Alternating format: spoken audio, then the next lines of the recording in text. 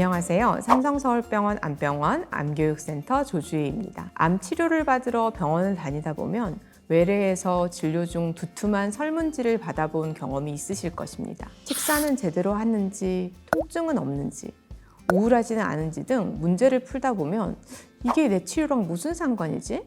내가 이걸 다 풀어야 되나? 뭘 이렇게 많이 물어보지? 라는 생각을 하였을 것입니다. 병원에서 하는 모든 검사에 목적과 이유가 있듯이 저희가 환자분들에게 여러 질문을 하는 것에도 이유가 있습니다. 오늘의 주제, 환자가 스스로 보고하는 본인의 건강 상태, 환자 자기 평가 결과에 대해서 이야기해 보겠습니다. 암을 제대로 알아가는 시간, 알고 다스리는 암. 오늘 사연 주세요. 안녕하세요. 항암 치료 중인 암 환자입니다. 얼마 전 담당이와 면담이 있었는데요. 의사 선생님이 항암 주사를 맞고 어떠셨나요? 힘들지는 않으셨어요? 물으시기에 그냥 괜찮다고 대답을 했어요. 그런데 차트상으로는 체중도 줄고 감염 수치도 낮아서 그런지 의사 선생님이 항암 치료 중 증상 관리가 중요하다면서 증상을 평가할 수 있는 스마트폰의 설치를 권유해 주셔서 매주 하고는 있는데 과연 이렇게 저의 증상을 보고하는 것이 치료에 도움이 될까요? 스마트폰 앱을 사용하여 항암 치료 중 부작용을 기록하신 것 같네요. 항암 치료는 대부분 2, 3주 간격으로 진행되고 방사선 치료 시에는 매일 병원을 방문하지만 담당 의료진과 면담은 주 1회 정도뿐입니다. 환자가 겪는 부작용은 치료를 마치고 집에 귀가한 다음 날부터 일주일까지 가장 많은데요. 아무래도 다음번 외래 일정까지는 시일이 걸리기 때문에 환자분들이 매일 힘들게 겪는 부작용을 의료진과 제대로 공유하지 못하는 경우가 빈번합니다. 시청자분들 중에는 항암 치료를 겪는 통증이나 부작용은 당연히 예상되는 것인데 그것을 왜 일일이 기록하고 의료진과 공유해야 되나?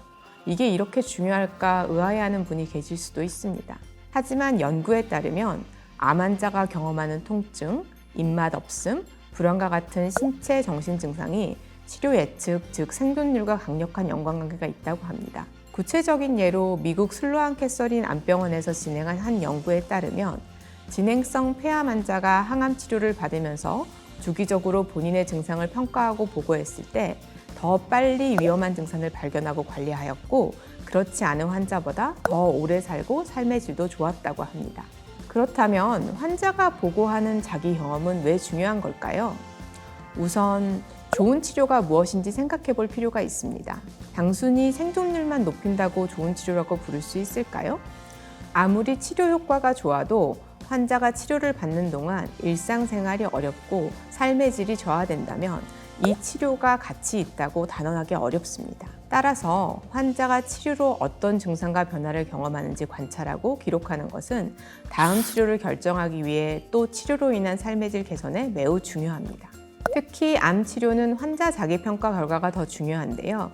그 이유는 암 환자가 치료 중 경험하는 통증이나 피로, 우울과 같은 증상은 다른 사람이 관찰하기 어렵고 의료진 또는 제3자가 평가할 경우 과소 또는 과대평가될 수 있기 때문입니다. 또한 최근 표적치료, 면역치료 등 새로운 암 치료법의 효과는 환자의 관점에서 파악하는 게 매우 중요합니다.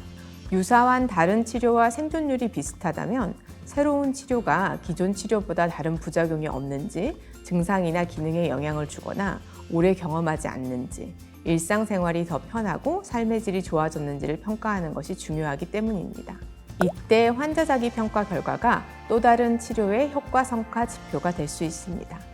물론 환자가 스스로 평가하는 것이 다른 기계적 검사보다 주관적이다, 믿을 수 없다고 염려하는 분도 계실 수 있습니다. 하지만 이러한 부분을 보완하고자 세계 각국의 여러 연구진들이 환자의 경험, 증상, 삶의 질 등 치료 성과를 객관적이고 의학적으로 평가할 수 있도록 다방면으로 노력을 기울여 왔고 환자 자기 평가 도구를 이용한 환자 증상 기능 평가는 의료의 행위로 인정을 받고 약품의 승인에까지 객관적인 증거로 사용되고 있습니다. 그래도 너무 어려우시다고요? 따라서 외래에서는 그냥 설문지라고 생각하셨던 환자 자기 평가 결과에 대해 시청자 여러분과 암 환우들의 이해를 돕기 위해 저희가 식품의약처 안전처와 함께 일반인 대상 환자 자기 평가 결과 리플릿을 개발하였습니다. 오늘 그 내용의 일부를 소개해드리고자 합니다.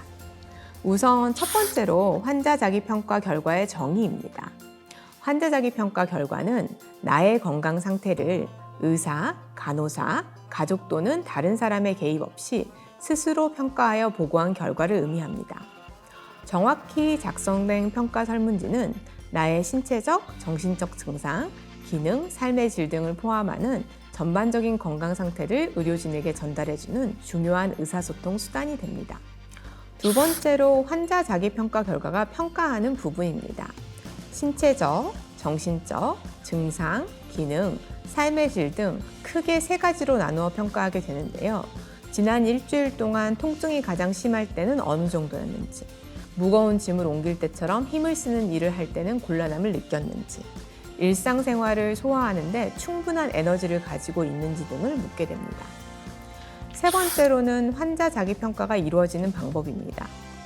이는 앞서 말씀드린 것처럼 과학적으로 개발되고 검증된 설문 도구를 사용합니다.